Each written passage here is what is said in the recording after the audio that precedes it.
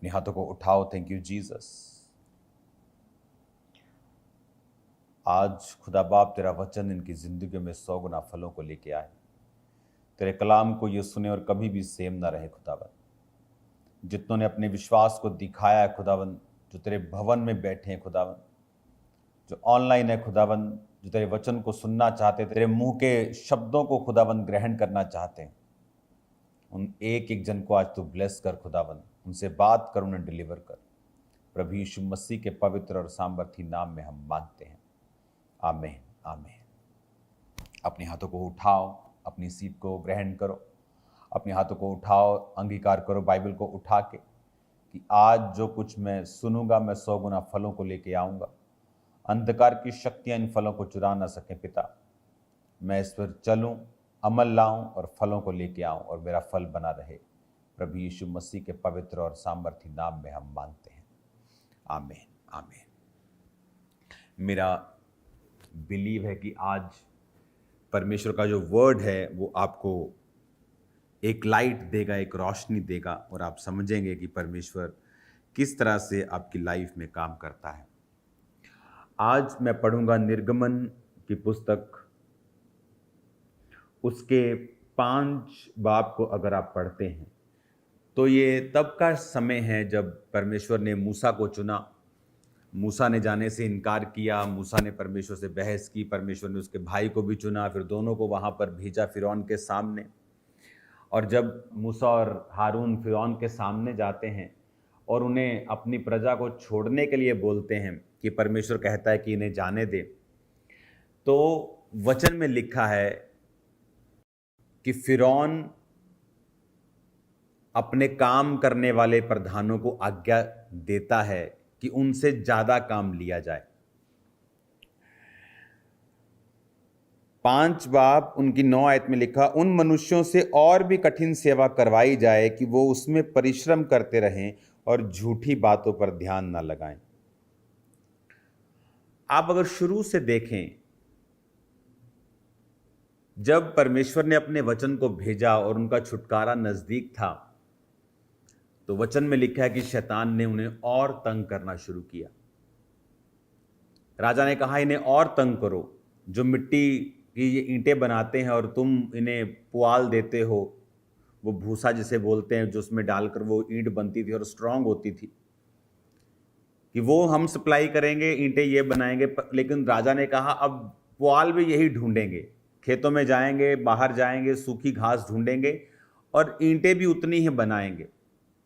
और वचन में लिखा है इस बात के कारण उन्होंने मूसा और हारून से लड़ाई की। और मूसा और हारून परमेश्वर के सामने गए। मूसा ने प्रभु से कहा, प्रभु तूने इनका कुछ भी छुटकारा नहीं किया। लेकिन अगर हम स्पिरिचुअली इस घटना को समझते हैं तो इस तरह से समझेंगे कि जब आपका छुटकारा होने वाला होता है तो शैतान हमेशा कोशिश करता है आपको ज़्यादा तंग करने की। जब वो आपकी लाइफ में देखता है कि आने वाले समय में परमेश्वर का आत्मा इसकी ज़िंदगी में बड़े काम करने वाला है, या परमेश्वर की एक बड़ी योजना है, उसे पूरा दिखता नहीं लेकिन उसे कुछ रोशनी दिखाई देती है, कुछ वो स्पिरिचुअल सेंस करता है उन चीज़ों को। जब मैं मसीह में आया, मेरी मुसीबतें अगले साल और बढ़, कई जगह के ऊपर, कई विषयों के ऊपर और बढ़ गई थी मसीह में आने के बाद, कम होने की बजाय। क्योंकि शैतान इस बात को जानता था कि अब इसका छुटकारा नज़दीक है। आपने कभी इस बात की ओर गौर किया कि जब आप किसी भी जगह पे जाते हैं, कोई आपका विरोध नहीं करता, कोई आपको कुछ नहीं कहता, लेकिन जिस दिन आप ये फैसला करते हैं आपको चर्च जाना है, जिस दिन आप चर्च जाना शुरू करते हैं, कितने लोग हैं जो आपका विरोध करते हैं। परमेश्वर के वचन में लिखा कि माँ बेटी की, बेटी माँ की विरोधी होगी। क्यों? जब वो परमेश्वर के वचन को मानने के लिए चल पड़ते हैं। तेरे बैरी घर के लोग होंगे। क्यों? ऐसा क्यों? क्या तुम कोई गलत काम कर रहे हो? जब तुम नशा बेचते थे, नशा खाते थे, जब तुम गलत काम करते थे, तुम्हारा कोई विरोधी नहीं था। लेकिन जैसे ही तुम परमेश्वर में आए, शैतान तुम्हारा विरोधी है, लोग तुम्हारे विरोधी हैं। मेरे नाम के कारण, यीशु ने कहा, तुम सताए जाओगे, मेरे नाम के कारण बहुत लोग तुमसे बैर करेंगे। आप इमेजिन करो, जिन लोगों को हम जानते भी नहीं, मिले भी नहीं, कभी बात नहीं हुई, वो लोग भी आपका विरोध करते हैं। क्यों?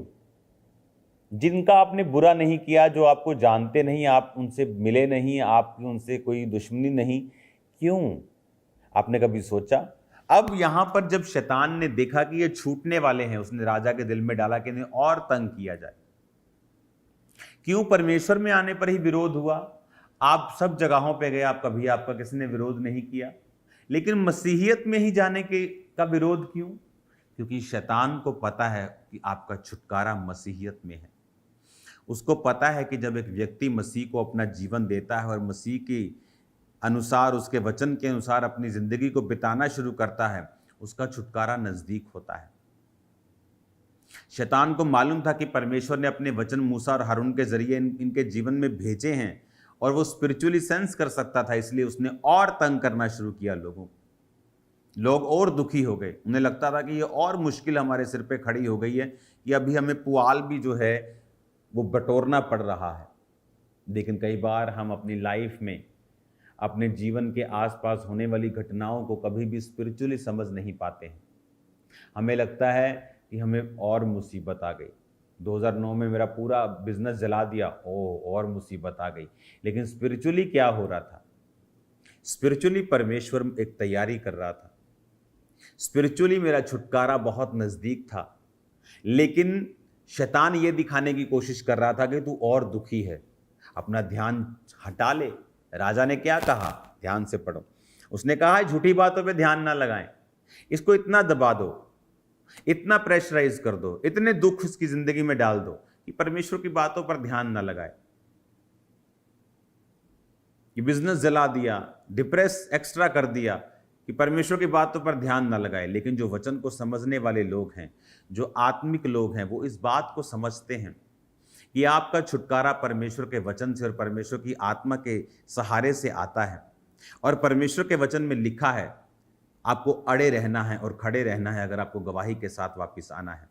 शैतान ने सेंस किया और शैतान ने और तंग करना शुरू किया। कहता है इनको इतना तंग करो, इतना मेहनत इनको करने के लिए दो, ये झूठी बातों की ओर ध्यान ना लगाएं। और यही आज शैतान की सोच है। वो फंसाता है, इतना प्रेशराइज करने की कोशिश करता है कि आप मसीह की बातों की ओर ध्यान ना लगाएं। और मसीह की बातों में ही छुटकारा है। वो फ्रस्ट्रेट करने की कोशिश करता है, दुखी करने की कोशिश करता है। लेकिन जो स्पिरिचुअल लोग हैं, आपको ये बात समझनी है, आपका छुटकारा परमेश्वर के वचन के बीच में है। कोई मायने नहीं करता आपकी लाइफ में क्या चल रहा है, कितनी प्रेशराइज्ड सिचुएशन चल रही है, क्या चल रहा है। आपको इस बात का ध्यान देना है कि परमेश्वर का वचन मुझसे क्या कहता है। जब वो दुखी हो गए तो मूसा और हारून की बातों की ओर कान लगाना भी मुश्किल हो गया। उनकी बातों की ओर वो कान नहीं लगाते थे, उनको इग्नोर करने लग गए, जब तक कि परमेश्वर ने बीच में पड़ के चिन्ह और चमत्कार नहीं दिखाए। ये इंसानी फितरत है, लेकिन हमें ये बात समझनी है, हमारा छुटकारा परमेश्वर में खड़े रहने से है। उसके वचन के ऊपर, उसकी आज्ञाओं के ऊपर जो परमेश्वर ने हमें सौंपा है, उस पर हमें खड़े रहना है। और ये चीज़ें स्पिरिचुअली एक साइन है। शैतान की फ्रस्ट्रेशन एक साइन है कि आपका छुटकारा जो है वो बहुत नज़दीक है। वो कभी नहीं चाहता कि आप संपूर्ण रीति के साथ छुटकारा पाएं। वो आपको चाहता है आप शैतान के ही गुलाम बने रहें सारी उम्र। अब एक व्यक्ति जिसके हाथ में कैंसर का फोड़ा है, कैंसर का जख्म है, और डॉक्टर उससे कह रहा है कि मैं इसको रिमूव कर दूंगा और तुझे ठीक कर दूंगा, पर उसको दर्द हो रहा है, तो वो इस चक्कर में कि मुझे दर्द ना हो वो ऑपरेशन नहीं करवाया, और एक दिन क्या, वो मर गए। वही हाल लोगों का है। कुछ लोग बोलते हैं मैं जब ज्यादा प्रार्थना करता हूं ना, मुझे ज्यादा मुसीबतें आती हैं। जब मैंने ये सेवकाई शुरू की तो कुछ लोग आके ऐसा बोलते थे मेरे को, उन्हें मालूम नहीं था, क्योंकि जैसे ही वो प्रार्थना करते थे, अब जब आप प्रार्थना करेंगे तो स्पिरिचुअल रियल्म में आपके छुटकारे का परमेश्वर इंतजाम करना स्टार्ट करेगा। वो थिंग्स हैपन होनी शुरू होंगी, वो चीज़ें शुरू होनी शुरू होंगी। लेकिन जैसे ही शैतान देखता है कि इसने प्रार्थना शुरू कर दी, वो आपको डबल तंग करता है। आप सोचते हो मुसीबत आ गई, ज़्यादा आ गई, इसलिए मैं प्रार्थना नहीं करूँ। मैं प्रार्थना नहीं करता हूँ तो ठीक रह, थोड़ी करता हूँ तो ठीक रहता हूँ। आपके कहने का मतलब है कि कैंसर का फोड़ा अगर मैं छेड़ूंगा नहीं तो ठीक रहूंगा, लेकिन आप कब तक ठीक रहेंगे? एक समय तक। उसके बाद शैतान वो बल्कि और दुगनी और 4 गुना और 10 गुना चीज तेजी से और इंटेंसिटी से और फायर से आपको नाश करेगा। अगर आप अब प्रार्थना करेंगे और मुसीबत आने पर आपको मालूम है कि क्यों मुसीबत आ रही है जब प्रार्थना शुरू कर रहे हैं, क्योंकि शैतान सूंघता है, वो सूंघ रहा है, वो देख रहा है कि ये छुटकारा पा जाएंगे। इसलिए जब मैंने प्रार्थना शुरू की, सेवकाई शुरू की, शैतान ने ट्रबल किया, लेकिन मुझे मालूम था कि अगर मुझे यहां खड़े रहना है, इस पोजीशन पे अड़े रहना है, तो परमेश्वर मुझे आगे लेके जाएगा। अब ये आपको डिसाइड करना है कि आपको उसका इलाज करना है परमानेंट और लंबा जीना है उस जख्म का, उस शैतान का, या आपको उसके साथ कॉम्प्रोमाइज करके एक समय फिर अपनी डिस्ट्रक्शन का और अपने उजाड़ का इंतजार करना है। यीशु ने कहा जो मुझे देखेंगे वो जीवन पाएंगे। अब आप क्रूस की ओर देखेंगे, आप जीवन पाएंगे, आप उसको ग्रहण करेंगे, अनंत जीवन आपका होगा। वो जीवन शारीरिक भी है, वो आत्मिक भी है, वो हर एक चीज का है जो परमेश्वर ने आपको दिया है। मानसिक रूप से मरे हुए लोग, फाइनेंशियली मरे हुए लोग, आप सब प्रकार का जीवन पाएंगे परमेश्वर से। करना क्या है? अपने छुटकारे के लिए प्रार्थना करनी है। जब शैतान आपको दुखी करे तब भी बने रहना है, विरोध हो बने रहना है, क्योंकि शैतान को दिखता है। प्रॉब्लम यह है विश्वासी को नहीं दिखता। उसे दिख रहा है, देखो, विश्वासी को नहीं दिख रहा। इसीलिए जब मुसीबतें आती और परीक्षाएं आती वो बहक जाते हैं। अपनी आंखों को बंद करके प्रार्थना करेंगे, पिता आज तेरा वचन इनको सुरक्षा दे। जितने लोग परीक्षाओं में हैं, दुखों में हैं, तेरा आत्मा उन्हें छुए। सब प्रकार की बीमारियां इनके जीवनों को छोड़ के जाएं। पिता जितने विश्वास में हैं आज चंगे हों। इनकी हड्डियां, इनकी मांसपेशियां, ब्लड के इनके एक एक रोग को मैं डांटता हूं, यीशु के नाम में इनके जीवनों को छोड़ के जाती रहें। फॉरेन ब्रांच में देख रहा हूं आपके जो फैमिली है वो जैसे जब ट्रेडिशनल लोग होते हैं, ट्रेडिशनल का काम होता है, जैसे किसी स्टेट के ट्रेडिशन को दिखाना, और वो आपका बिजनेस था आपकी फैमिली का, और परमेश्वर का आत्मा आपको छू रहा है अभी और आपकी लाइफ में बड़े काम कर रहा है। एक व्यक्ति को मैं देख रहा हूं, सुधीर, मैं नहीं जानता ये ऑनलाइन है या किसी ब्रांच में बैठा है। परमेश्वर का आत्मा तेरे पेट के हिस्से में कार्य कर रहा है और तेरे साइड की पसलियों के नीचे वो कार्य कर रहा है। राइट नाउ अमृता, परमेश्वर का आत्मा तुझे छू रहा है।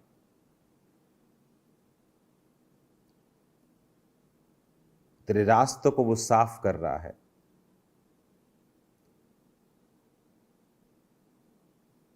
मैं आपके रिश्तों पर से, मैरिड लाइफ पर से कंफ्यूजन्स को खत्म होता हुआ देख रहा हूं। आज आपके ऊपर जब ले हैंड होगा रुमाल के साथ, बहुतेरे आशीषित होंगे और शैतानी काम आपकी जिंदगियों से खत्म होंगे। परमेश्वर का आत्मा आपको सेम नहीं रहने देगा। अपने हाथों को उठाओ। खुदावंद, जितनों ने आज बीजों को बोया, टाइथ को बोया, तेरे वचन में लिखा है कि तू डैम गेट खोल देगा, यानी पीछे तो पानी है लेकिन आगे नहीं, लेकिन जो टाइट देते उनके आगे भी तू पानी को खोल देगा और वो ब्लेस्ड होंगे। पिता, अपनी आशीष के दरवाजों को खोल और इन्हें आशीषित कर, इनके रास्तों को ओपन कर। छोटे बच्चों को मैं देख रहा हूं बहुत से रोगों में जो आज खत्म कर रहा है परमेश्वर का आत्मा, खासकर जो ब्रांचेस में लोग बैठे हैं, फॉरेन ब्रांचेस में। अपने हाथों को उठाओ। Thank you Jesus. आज इन पर ले हैंड वो सेम ना रहें। सब बीमारियां, दुष्ट आत्मा इनको छोड़ के जाती रहें। तेरा आत्मा इन्हें ब्लेस करे प्रभु यीशु के नाम में, आमीन आमीन। यीशु नाम, यीशु नाम, यीशु नाम, यीशु नाम, यीशु नाम, यीशु नाम, यीशु नाम, यीशु नाम, यीशु नाम, यीशु नाम, यीशु नाम, यीशु नाम, यीशु नाम, यीशु नाम, यीशु नाम, यीशु नाम, यीशु नाम, यीशु नाम, यीशु नाम, यीशु नाम। बोले कलीसिया, यीशु नाम, यीशु नाम, तालियों के साथ फिर से। यीशु नाम, यीशु नाम, यीशु नाम, यीशु नाम, यीशु नाम, यीशु नाम, यीशु नाम, यीशु नाम, यीशु नाम, यीशु नाम, यीशु नाम, यीशु नाम, यही नाम लबों पे सुबह शाम, यही नाम यही नाम लबों पे सुबह शाम, उठा के अपने हाथों को यीशु नाम, यीशु नाम, यीशु नाम, यीशु नाम, यही नाम लबों पे सुबह शाम। सब गाएं। यही नाम लबों पे सुबह शाम, फिर से यही नाम लबों पे सुबह शाम, यही नाम लबों पे सुबह तालियों के साथ उसकी आराधना करें सब कलीसिया। आप सभी पेशेंट्स को आवाज आने तक अपने हाथों को हिलाएंगे। मेक श्योर आप सभी की फोन की लाइट्स फुल ऑन होनी चाहिए। अपने नोटिफिकेशन बार को चेक कीजिए, वहां से लाइट्स को फुल ऑन कीजिए। बबीता, प्रियंका, महेंद्र कुमार, पापों से मुक्ति देने वाला, पापों से मुक्ति देने वाला, जीवन में शांति भरने वाला, जीवन में शांति भरने वाला, जीवन में शांति भरने वाला, देता वो अब दिया नाम, देता वो अब दिया नाम, देता वो अब दिया नाम, यही नाम लबों पे सुबह शाम, यही नाम लबों पे सुबह शाम। तालियों के साथ यीशु नाम,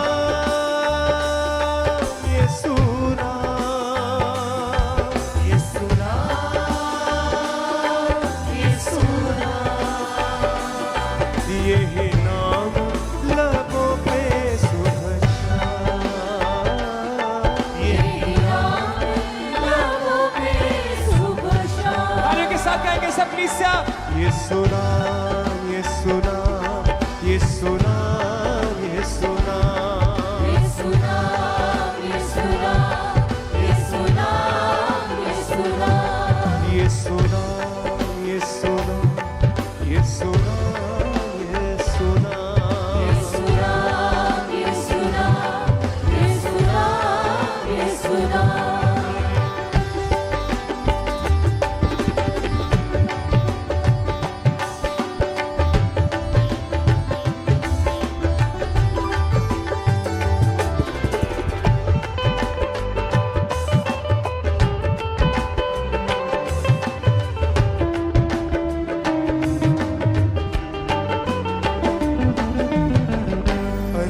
अंधियारों से मुझको निकाला, अंधियारों से मुझको गाएं कलीसिया। निकाला, अंधियारों से मुझको निकाला, अंधियारों से मुझको निकाला, राहों का मेरी वो ही उजाला, राहों का मेरी वो ही उजाला, राहों का मेरी वो ही उजाला,